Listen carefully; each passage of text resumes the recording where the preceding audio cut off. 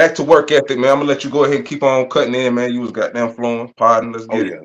Oh yeah, man. It's just a difference, man. A lot of these kids gotta understand, man. Like that should make these kids change their mindset. Going back to the transfer portal. At the end of the day, there are cats out here that's either better than you, they got better work ethic than you, they got better grades than you. They just might have better film than you. So at the end of the day, a college coach can overlook a high school kid any day because they can just go and run and get somebody who's ready to play now.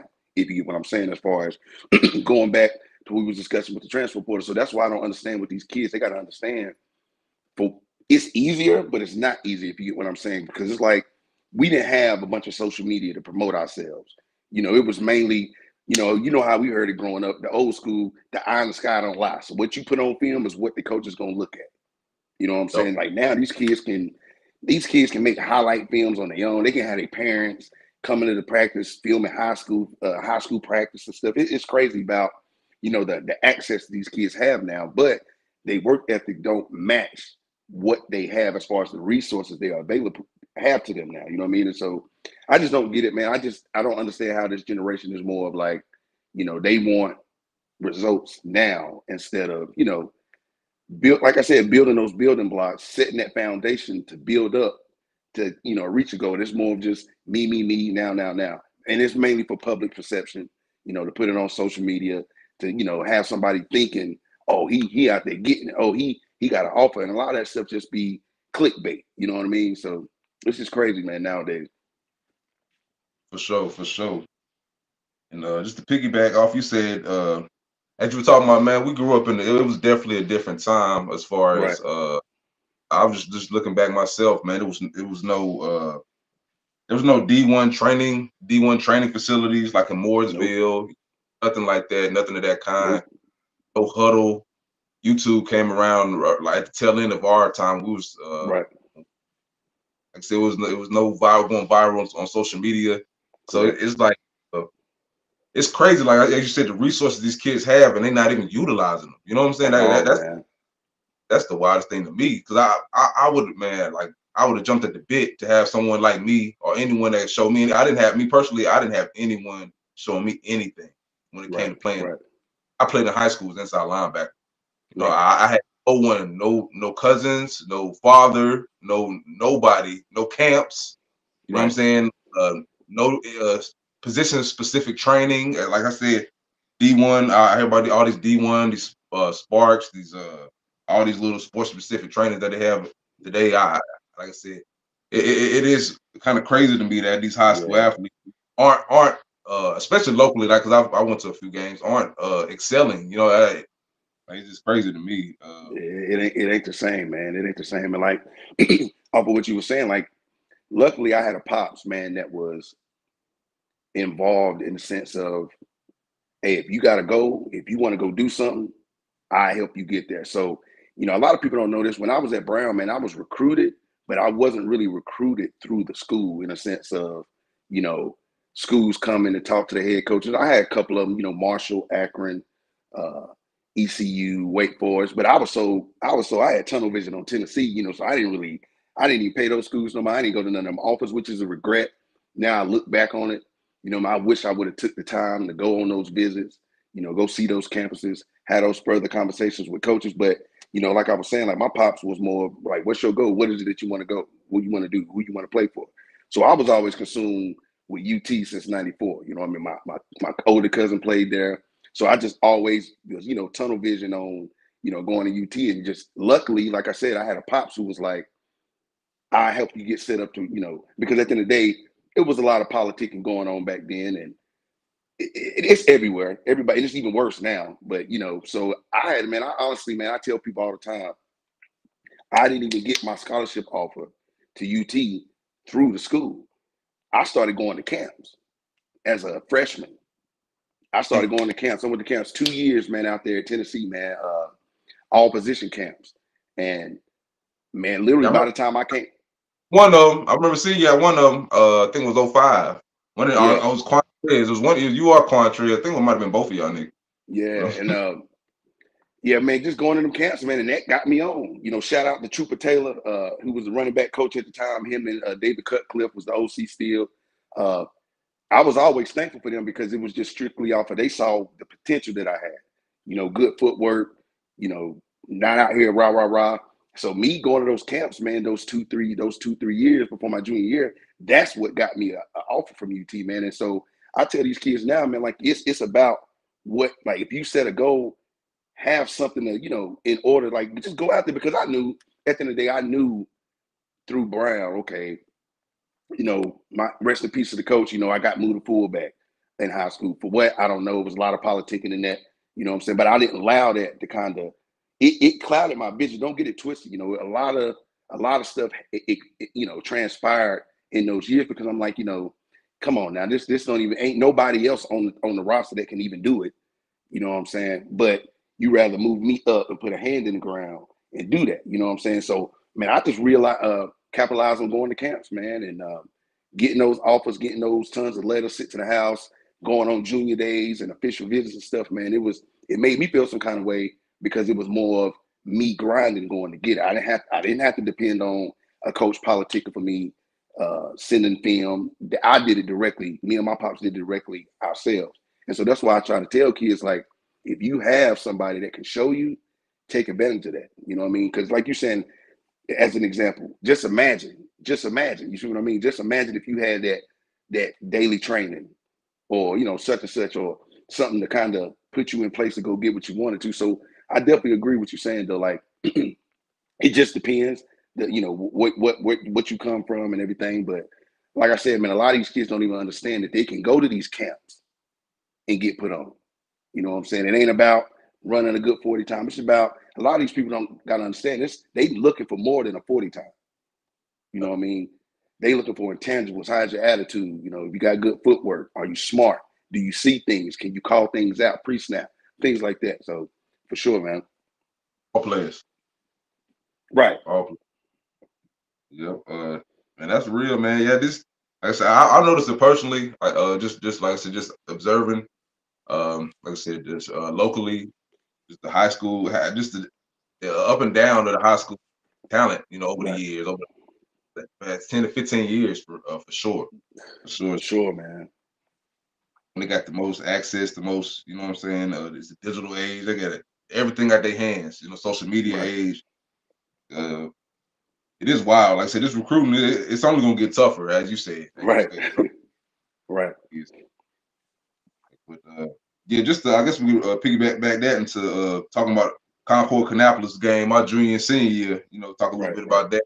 So I sent you a little clip from 05. Right. That was 06. That was 06. Yeah. Man, look, we on here. You know, I'm gonna give y'all flowers, man, because I'm not even gonna front. Yeah, I'll be, you know, messing with y'all, talking junk and all. It ain't. It's me just messing with y'all because I know y'all get worked up over. Not you, but you know. And talking about, but I'm gonna give y'all grades given to us and stuff, man. Yeah, but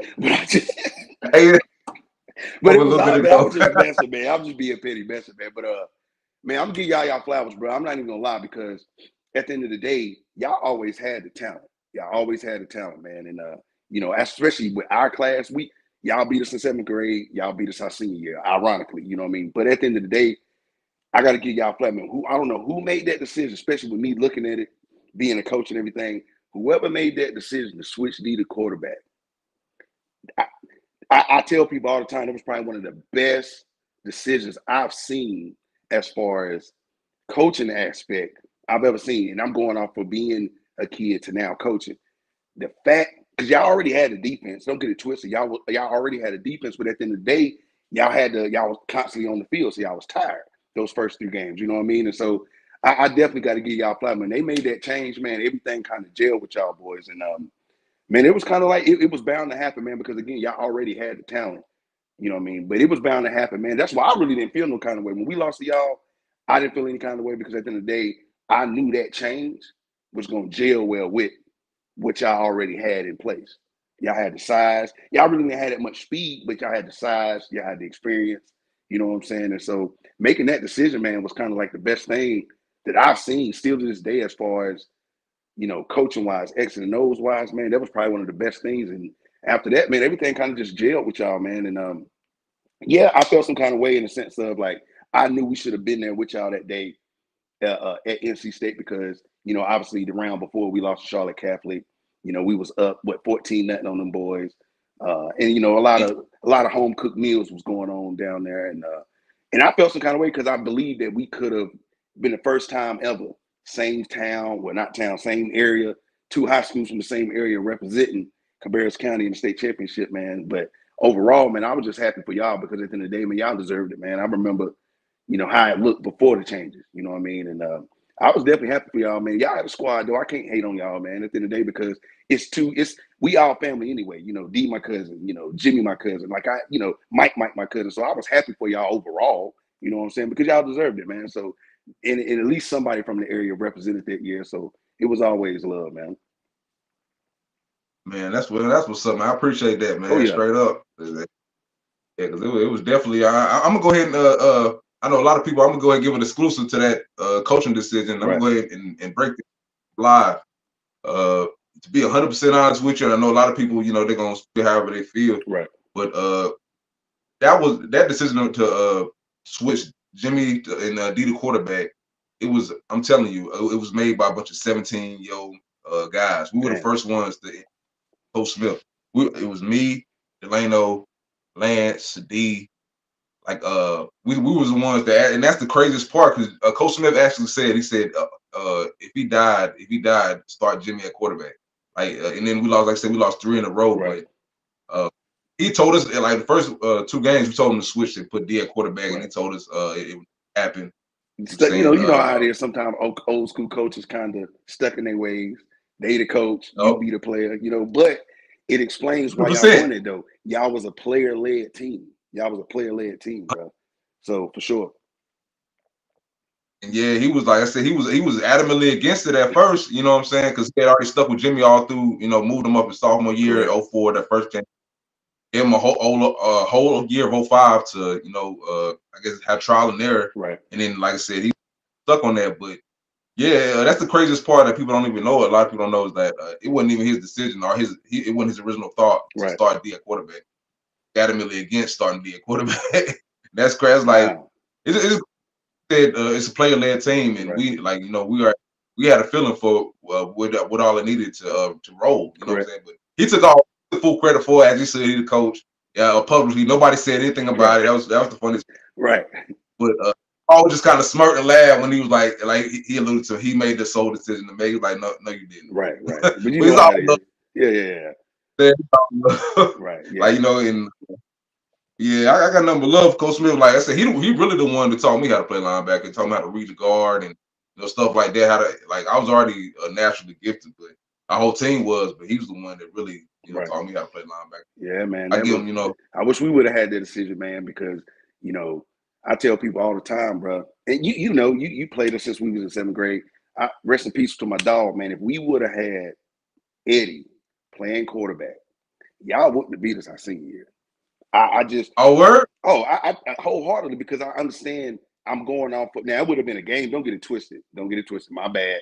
I ain't trying to say it like that because that's my homeboy. But it wouldn't have been no 42-20 for sure. Definitely wouldn't have been no 42-20 because at the end of the day, man, we would have been able to open up our playbook a little bit more. Yeah, we had a quarterback that was mainly considered a gunslinger and all that, but we didn't have a roster for that. We really, from middle school on, man, we was a run first team, play good defense, we run the ball, we control the clock. And that's honestly, man, why my class, looking at it, bro, I think in high school, we lost 3 our senior year. I think my class technically only lost no more than 6 games, bro. You know what I'm saying? Like and a lot of that was when Eddie was playing quarterback, you know what I mean? And then, you know, by the time we got on varsity, they moved him to safety, which translated easier for him because it's like it's like playing quarterback of the defense anyway. You know what I mean? But man, yeah, if we would have we couldn't do that, you know, even if we had a player-led meeting saying like, hey, coach, we feel like, you know, we'd be more successful with that. You couldn't do that at Brown because one, it was politics. That ain't happening. You know what I'm saying?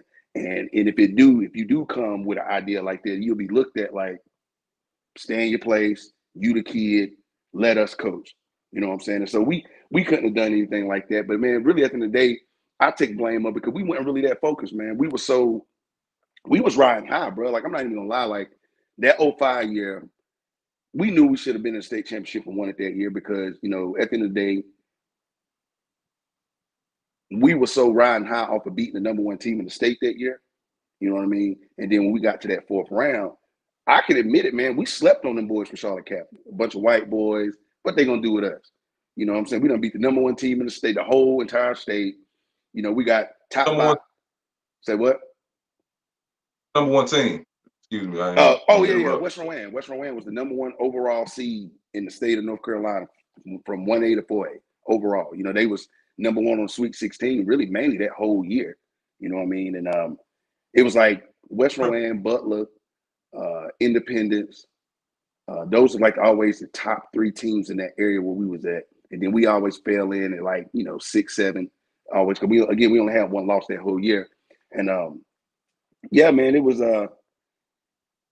I wish we would have been more focused. And like I said, I played a part in it too, because like I was telling you to start, the podcast, man, is being caught up on like why are these certain decisions are being made when we know as players it's not gonna work.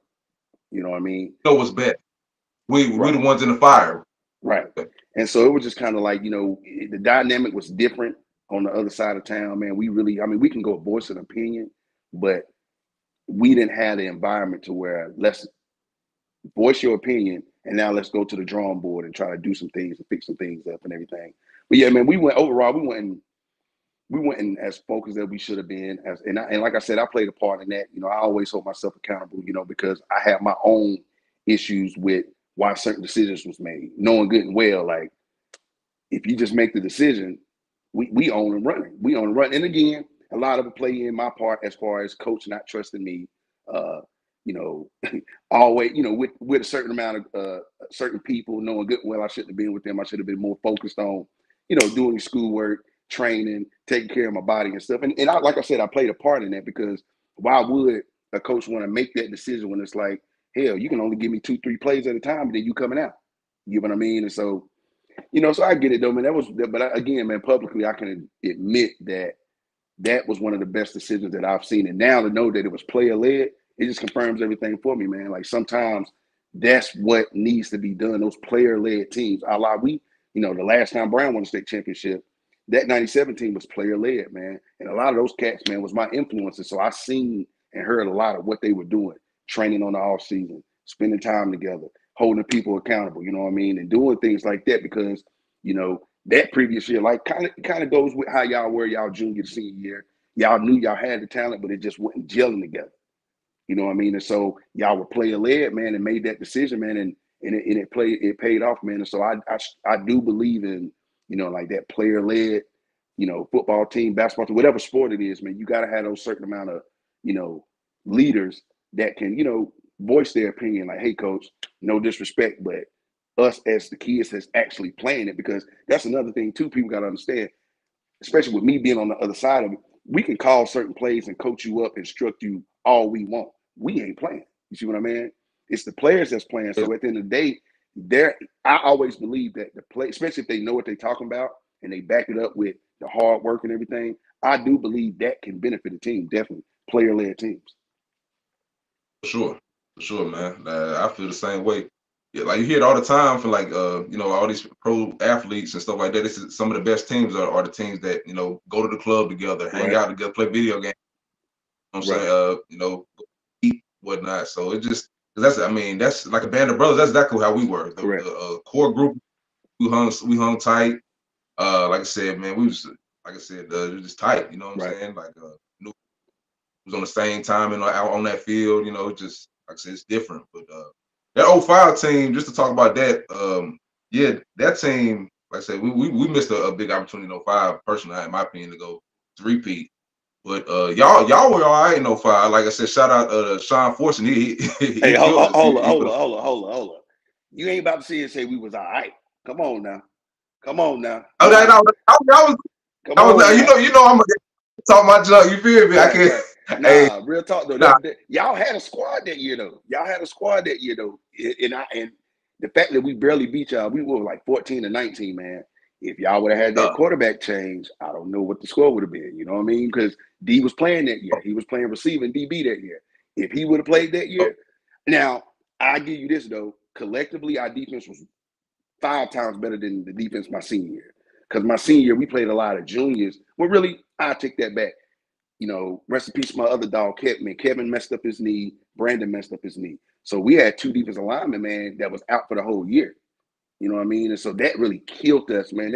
That killed us big time. And a lot of people don't get it, man. Really, everything starts with that defensive line, especially as a team. Even you being a linebacker, if you weren't able to have those, you had your boy Young. If you didn't have that defensive line to stall that offensive line and let you roam free, what success would you would have had? You get what I mean? So we didn't have that, man. We played some juniors who wasn't ready to play. They was not ready to play. They should have not even been playing, but when injuries happen, it's next man up. But that always stuck with me, man, because our defense was hurt that year, man. And I can only imagine, what it would have looked like if we would have not had those injuries like we did. We had a lot, man. We had a lot of injuries that year, man. And so definitely, man, I can agree with that, man. Y'all had a squad, bro. Y'all had a squad. Like I can't even hate on y'all, man. Y'all had a squad. From the outside looking in, I always felt like y'all had them. Now, I believe we had a better program overall as far as how we ran it with weight room and stuff like that. You know what I mean? But I feel like with y'all, right. With y'all coaching staff, having those coaches that's been there all those years and seen and heard it all before, it was something about that I was like, man, if they would ever just tap in, which player led, y'all did tap in the next year because y'all already had it, man. Y'all had the size, y'all had the talent and everything, man. And so y'all had a squad like, yeah, we barely beat y'all my junior year, but if y'all would have had those adjustments, it would have been a different ball game for sure. I can publicly admit that. Like I seen somebody had posted that game. I ain't seen that game however many long years, right? Yeah, 15, whatever. It was, I forgot it was 4 interceptions thrown by us that game. I'm like, you how you win the game? Like, who's still in it? Yep. Like you'll never win. Turn the ball over 4 times. Yeah, man, it was bad, bro. But and another thing too, that game was y'all offensive line wasn't that good. I can give y'all that. Now we were some dogs. Now don't get it twisted. Like that's why I say like our defensive line was so good that 05 year. I can't really put the blame on the quarterback because at the end of the day, y'all just couldn't protect him. I remember. I think it's a picture of Kevin hitting him from the back, like swiping at the ball, like he just didn't really have no time that year, man. That's true. But he definitely was putting it. Like you said, the O-line was full of juniors. We had two seniors. Yeah. No, 2 juniors. In the center and Hunter Morris, our center, right, my classmate. But yeah, he was young. We was young at 05. Yeah. But like I said, he was my he was my guy for my visit to Coastal Carolina. Sean was. He was on fire that night, boy. Yeah. Shout out to Sean, man. Shout out to Sean, man. I tell people all the time, Sean is the only dude that I played with that I never really had. We didn't have to say much. We didn't have to say anything on the field. Like it was like it jailed. Like because when I played at Brown, like I played fullback, but shout out to Coach Russell, man. He was like one of the best things that happened to me, him coming to Brown, being the offensive coordinator in 05. I was, playing fullback, then I was playing slot, so I was moving around a lot. And so with me playing multiple positions, man, you got to be in tune with the quarterback. You got to build some type of relationship as far as on the field to where a lot of that stuff y'all know what each other's going to do. So, man, there's times where, man, Sean to get set up, we'll be in a shotgun, like everything just jailed, man. Everything jailed, the pocket, the way we align, the way we call plays, like everything. And Sean was like, he had a point to prove that year, man. A lot of people don't talk about it, but I can. Sean was disrespected his junior year. I give him that, which was our sophomore year. He was disrespected with a lot of. It was politicking, man. There was a lot of politicking going on, and I wasn't surprised that he had the year he had his senior year because, I get it. He wasn't ready, but I believe as a coach now looking at it, you take your lumps while you can so you can just hit the ground running there next year. Take your lumps, take your bruises as a young team. So by the time, the next year you got something to build off of. You done had the experience. You done, seen the mistakes, what to work on and all that. So Sean, man, he was on a mission that year, man. And I think that was probably one of the best backfields. It's definitely top 5, top 10 in Brown history because everybody had over 1,000 yards. You know, I had over 1,000 all-purpose. Sean had 1,000 rushing, all-purpose really. Bobby had 1,000 rushing, man. So we all jailed, man. And the crazy thing is, we didn't even throw the ball like that, man. We lined up in Did offensive. We lined up in our formation. We mixed our pass game and run game with, you know, giving me shuffle passes, setting up screens for me, and run. Jay Hosack, shout out to our tight end, Jay Hosack, man. It was everything jailed that year, man. And I really believe that Sean, if it weren't for Sean, man, we wouldn't have looked the way we did because he was on a mission that year, man. Because he was definitely disrespected. I remember that year, my sophomore year, man. We'd drive and every third down. Actually, it was happening the year in 05, and people don't even remember that. It'd be third down, Sean going off the field. The way they do that. damn. You feel what I mean? It was just it was a lot of politicking, but despite all of that, we only lost one game. We lost one game, bro, in the regular season. You know what I'm saying? And so it was just like, and even that game against Anson, we lost that game because they called one of our touchdowns back on some humbug shit. You know what I mean? Like they beat us 6-3. So we really should have been undefeated that year. You know what I mean? But we was on a mission that year, man. And shout out to Sean, bro. He definitely was the catalyst to that. Really the backfield and the defense was, but Sean was a fool that year in 05. But at the end of the day, man, y'all still was good, bro. Y'all was eating me up. Oh yeah. Y'all was eating me up. Now that's the only time that I can say I'm typically not sore after games. But when we played Concord that 05 year, you know, we did a lot of veer, fake it the Fowler, let's keep it. Fake it the Fowler, let's get everybody consumed with him.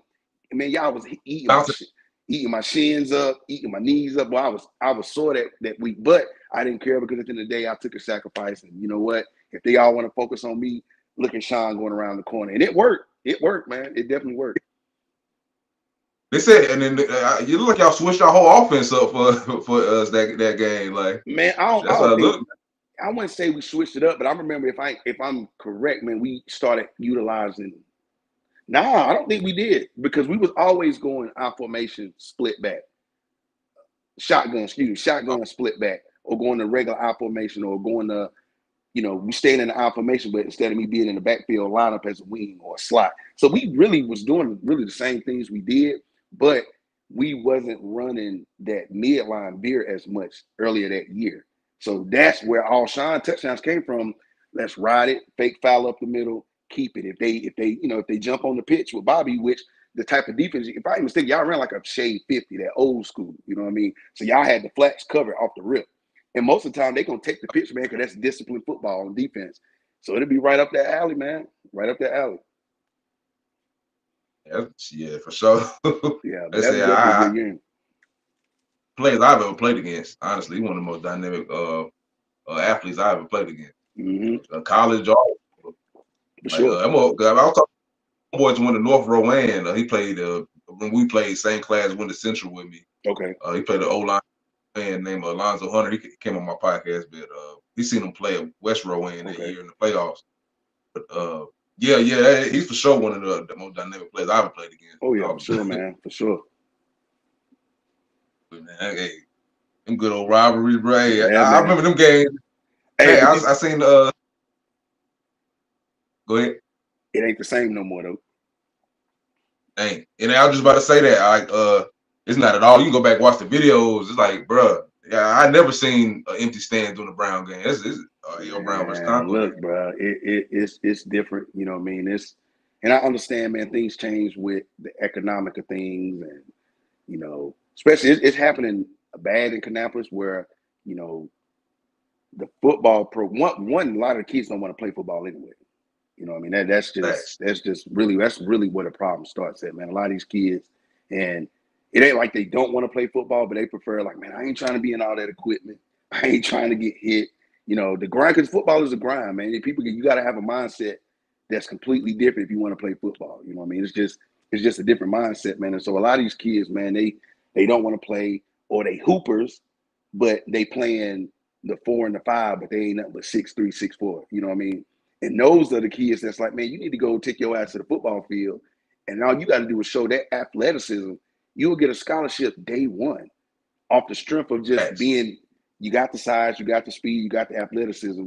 And a lot of people don't understand, man, football and basketball it's kind of like equal, man. That's why a lot of y'all cats that was on y'all squad, them dudes that played basketball, it translate. It translate, man. It does. Like, if you have a certain mindset, you got to understand that you can help your parent pay for school by not even paying for it, just off the strength of you trying a different sport, trying a different alley. Because at the end of the day, man, a lot of these kids have thrown their future away, not coming out for football because they feel like them being 6'4", they going D1, but they can't shoot the ball like that. They can't handle the ball like that. And that's why I be trying to tell these dudes that be hooping, like, man, come out to football, man.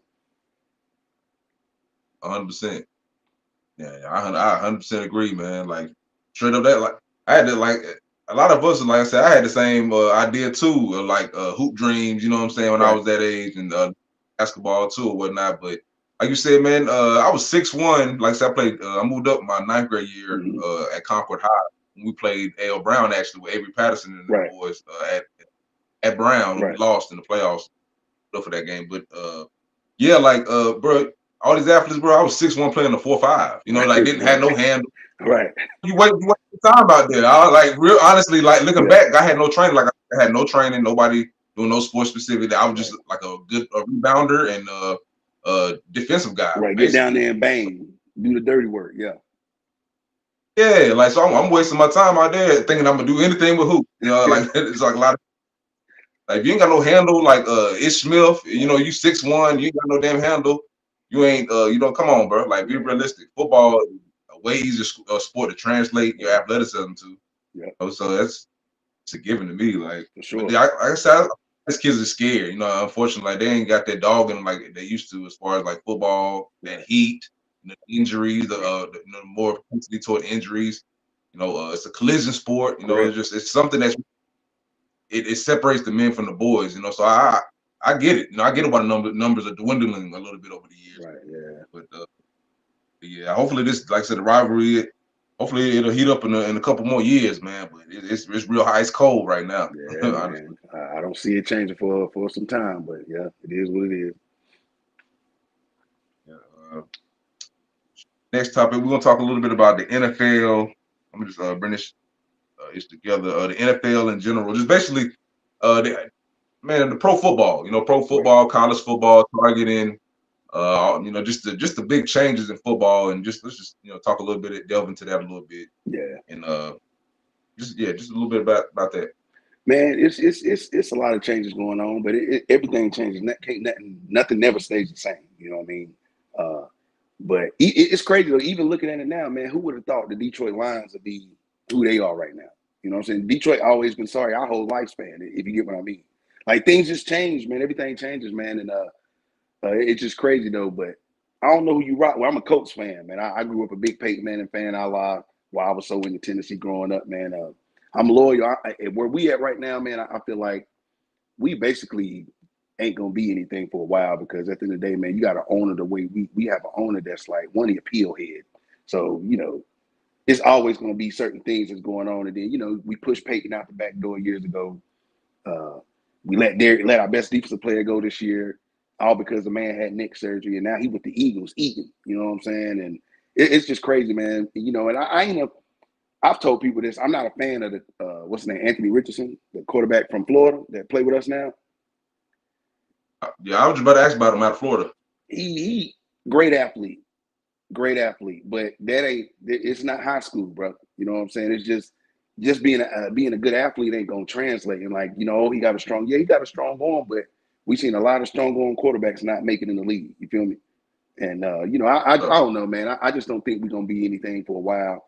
Because, you know, we've been, the last 8 years, we was getting old head quarterbacks play for 1 year, you know, trying to make trades and stuff like that, man. And all that stuff kind of done backfired on us, man. And but like I said, I'm loyal, man. I'm gonna stay riding with it regardless. But we ain't gonna be anything this year, man. I know we in the wild card right now, but I don't know if, you know, I'd be happy enough that we made it, but I don't think we're gonna make no noise, man. Not in the AFC.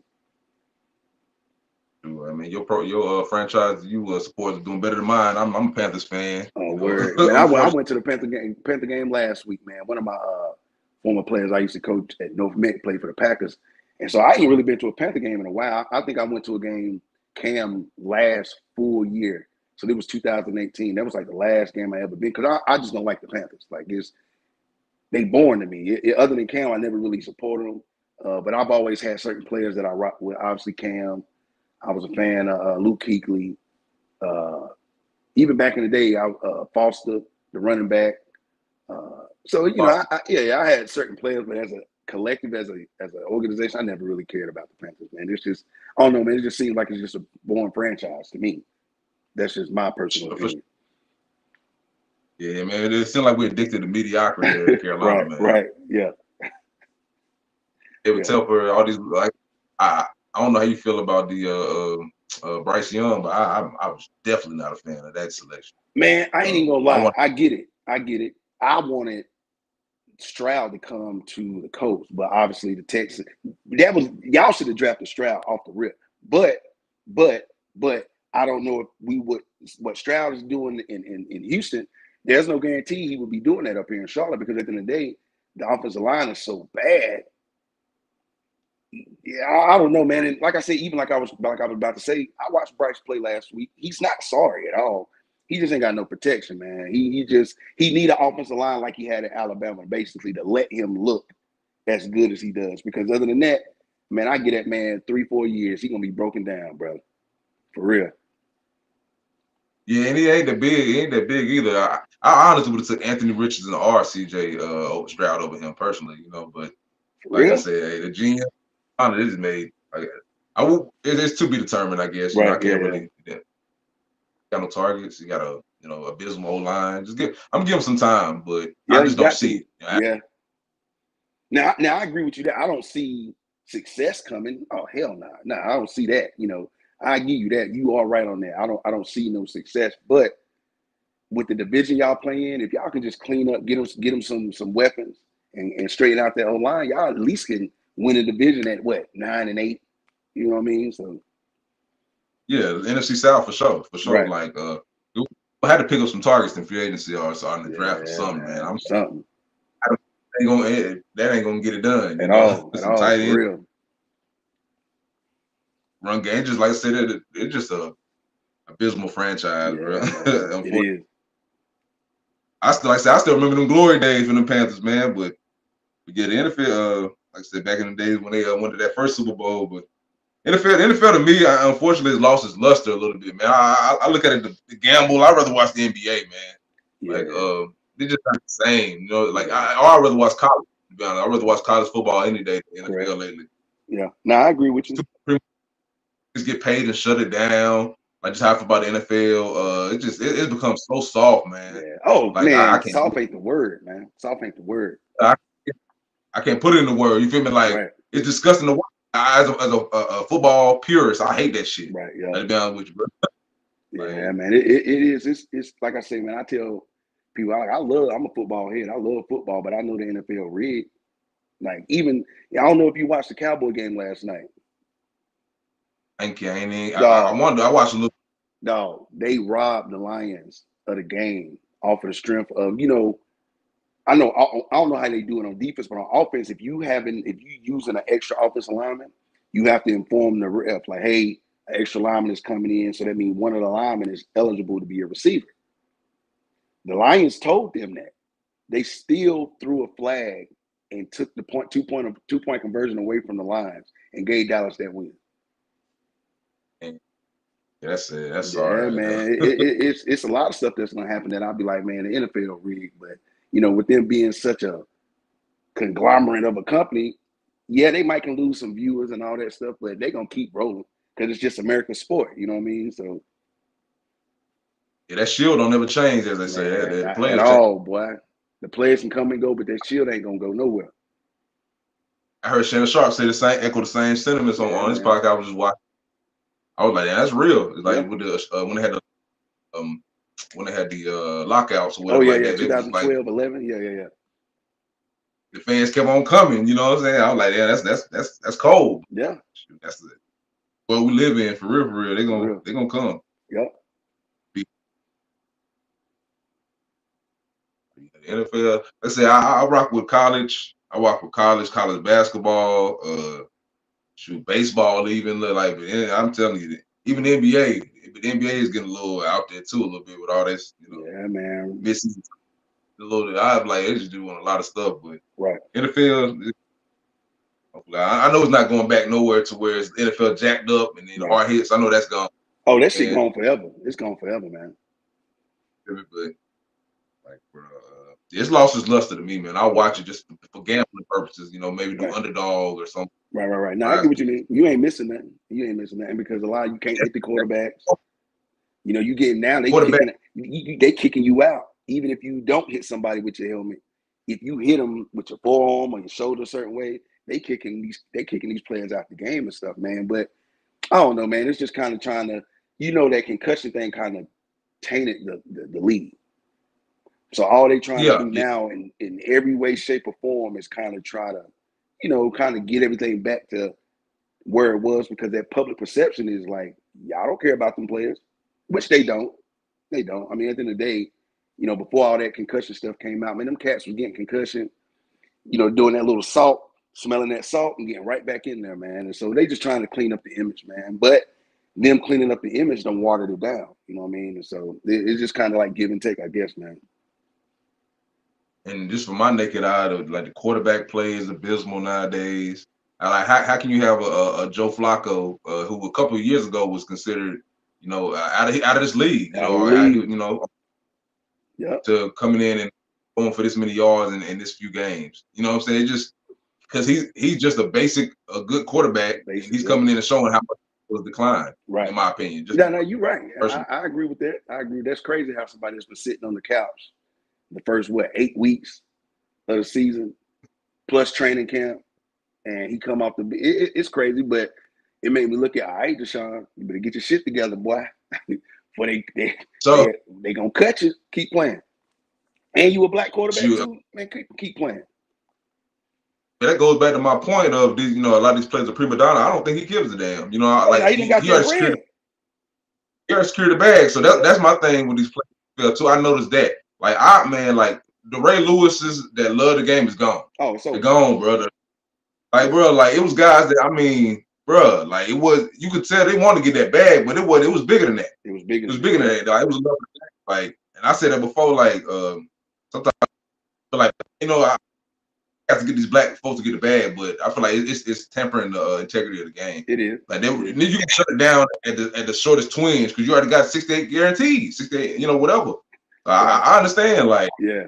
Do you love it? Now it's about do you love it, or do you want to get more bag? And most niggas, if you don't love it and you already got a bag, fuck it. Right. Fuck the future.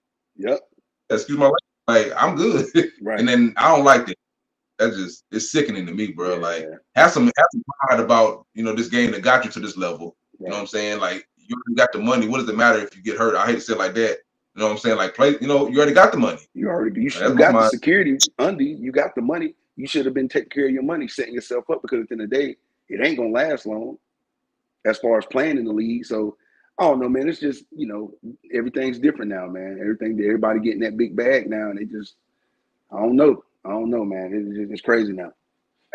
At this quickest sign of any type of twinge or uncomfortableness and discomfort, they shut it down. Oh, yeah, I noticed. Getting surgery at Deshaun, I'm gonna get a surgery on my shoulder. Like, oh, you shut it down. I get it though. I don't get it twisted. I get it. Right. But nigga, you stay down. You feel me? But right. No, I agree. Yeah, and we're gonna go ahead and close it off with this. Like I said, man, the state of black music, being black in America, our history, just all the above, man. We're gonna close it out with that topic.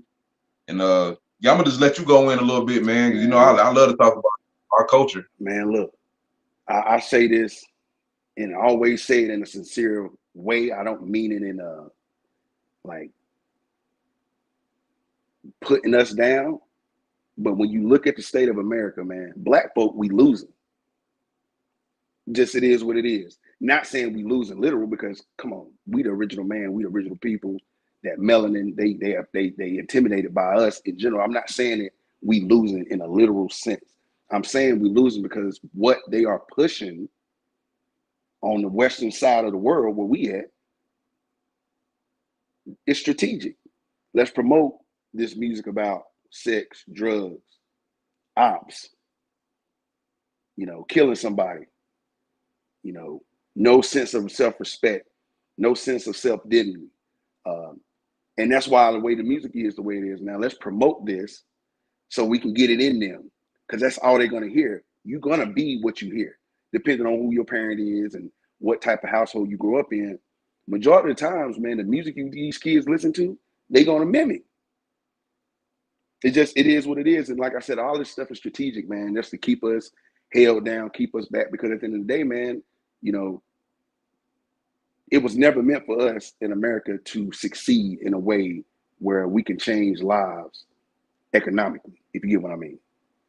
And so I always tell these people, man, like, man, we losing, bro. The stuff they see on the internet. It's always black folks on the internet fighting. There's always black folks on the internet got their phones out, recording some dumb shit. There's always some black folks doing the latest trend on dancing on social media. It's just always us doing this bullshit instead of sitting down and understanding what is really being done to us. But I feel like we so caught up in the moment, so caught up in being in the now, we can't really see why things are the way it is right now. And that's why I always tell me, I'm like, look, I love people. You know, I got homeboys that's close to me that's white and all that, but I understand that I have knowledge of self, though. I have knowledge of self, and I understand what's being done to us. You know, got certain people that might not look at it that way, but I do, because at the end of the day, this is stuff that our ancestors, as far as like Malcolm X, they said stuff like this was going to happen. If we don't tap in and realize what's being done to us, we're gonna be in a rabbit hole. You know what they started doing like in the 60s and the 70s.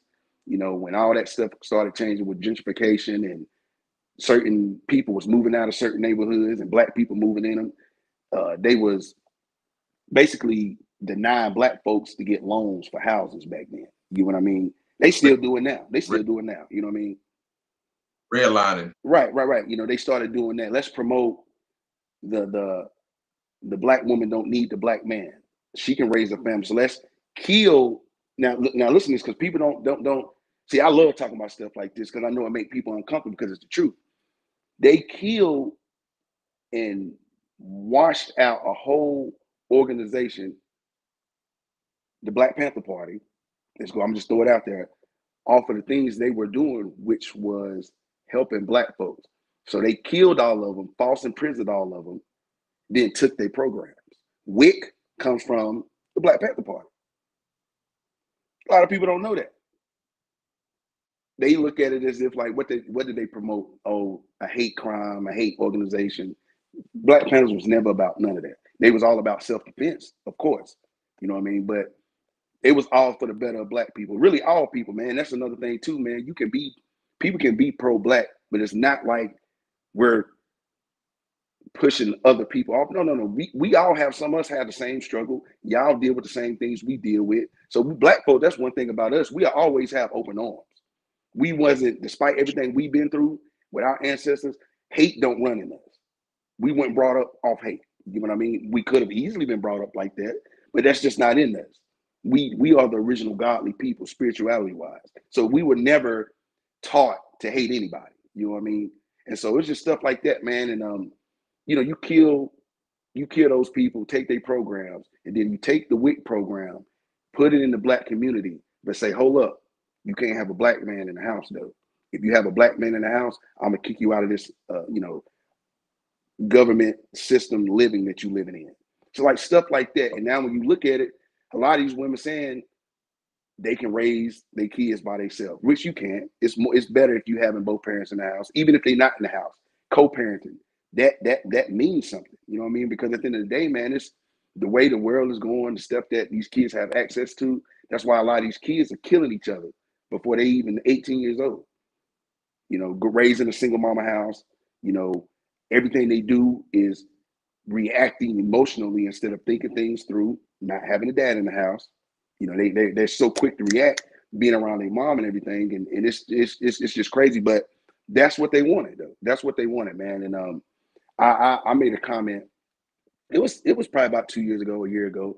It wasn't nothing behind it, but you know, a lot of people can't take certain topics. It was a celebrity, you know, his son took a prom picture with a white girl. I'm like, cool. You know, I don't knock interracial relationships. Like that's not. But my comment that I made though and I did it on purpose. I said, black men, start having conversations with your black sons. The black male seed is decreasing year by year.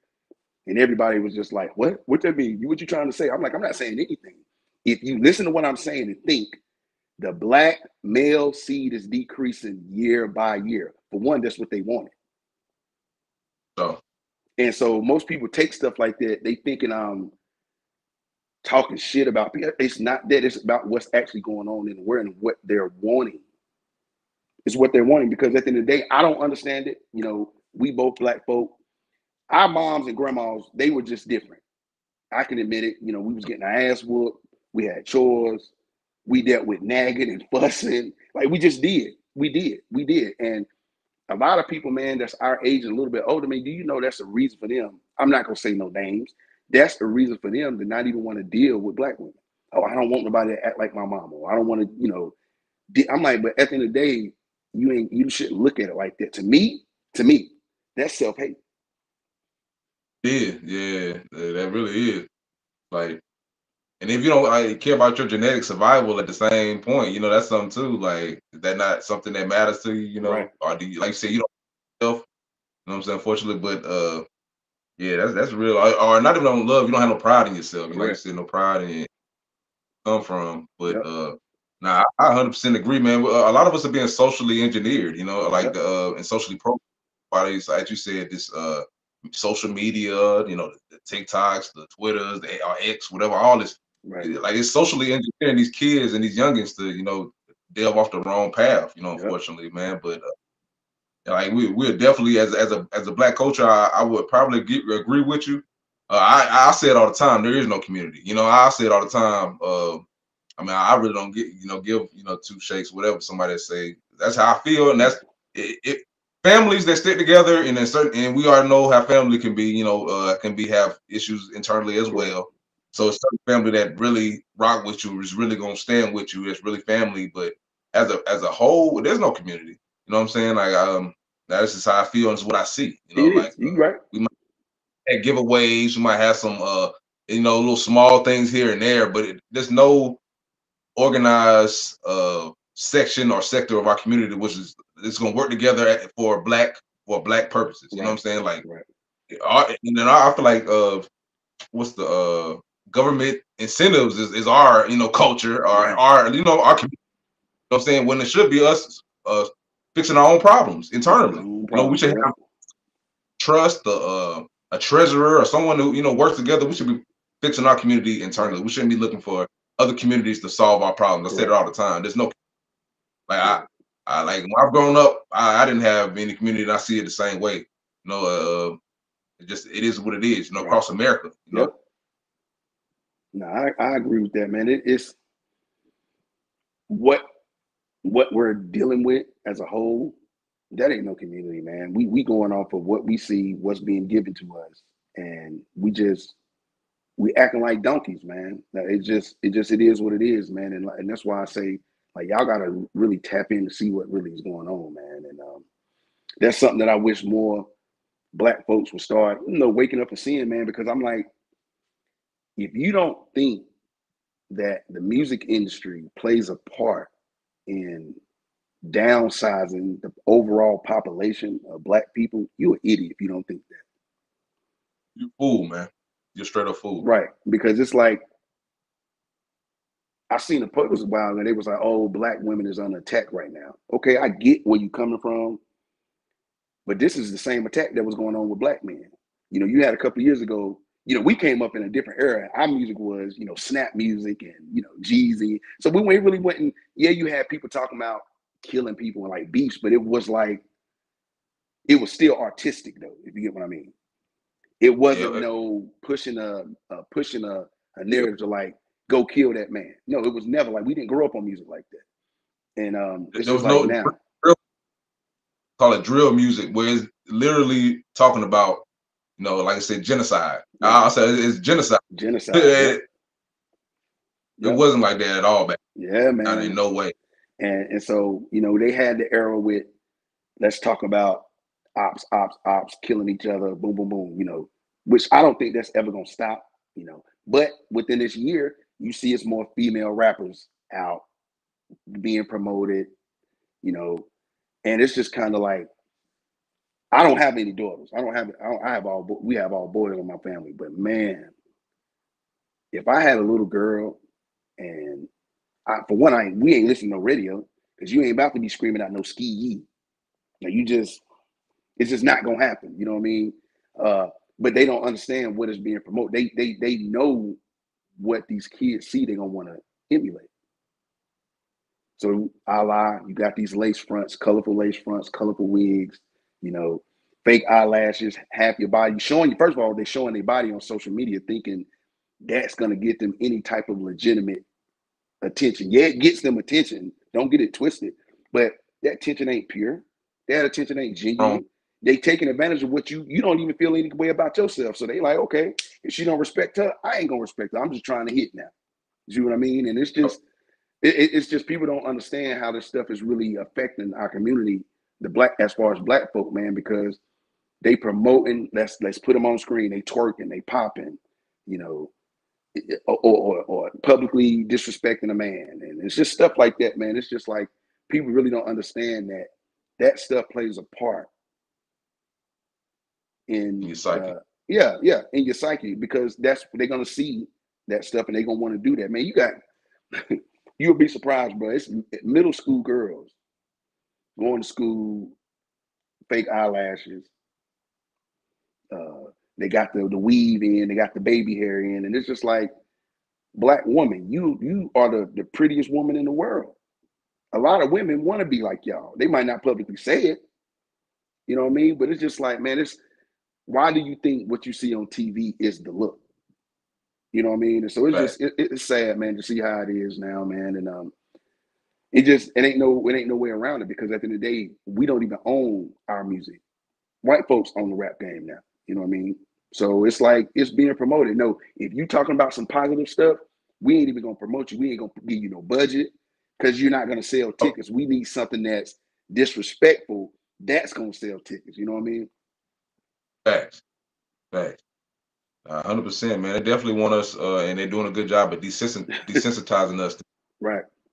I say that 12 times, but they desensitizing us to degeneracy. Excuse me. But yeah, that's and then they're doing a great job at it. You know, like. Of course.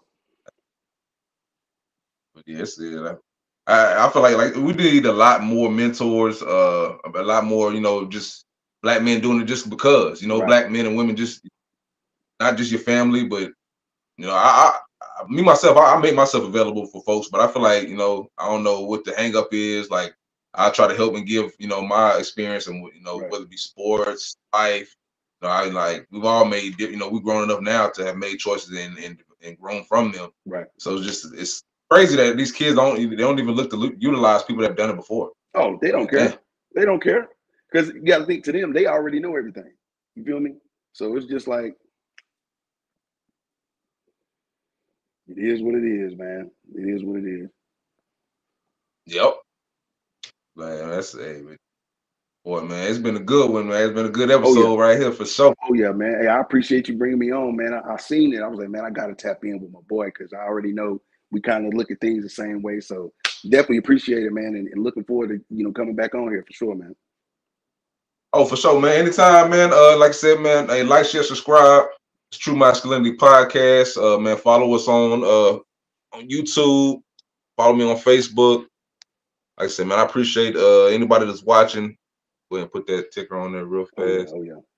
Subscribe to my True Masculinity Podcast, YouTube and Facebook, man. We definitely gonna come back. We gotta have you as a recurring guest, man. Oh yeah, for sure, man. Appreciate it, for sure. So, man, I appreciate you, man. Hey, hold it down, bro. And I'll talk to you later, man. All right.